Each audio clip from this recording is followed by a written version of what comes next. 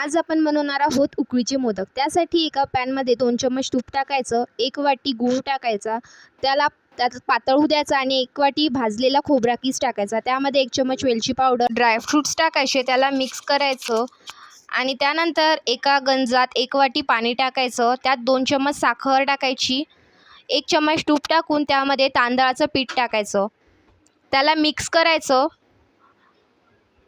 आणि एक प्लेट त्यावर झाकून ठेवायची. त्याला वाफ आली की एका ताटात काढून त्याला छान चुरून घ्यायचं. त्याचा गोळा बनेल असं त्याला चुरून घ्यायचं. त्यानंतर त्याचा गोळा बनवून त्याची पुरी करून घ्यायची आपल्याला आणि मोदक करायचे आहे. त्यासाठी छान कळ्या करायच्या अशा प्रकारे आणि मोदक करून घ्यायचं. त्यानंतर एका गंजात पाणी टाकून त्यावर चाळणी ठेवायची आणि त्याला 15 मिनिट वाफवून घ्यायचं आणि आपले उकळीचे मोदक रेडी आहे. माझ्या चॅनलला लाईक करा, शेअर करा, सबस्क्राईब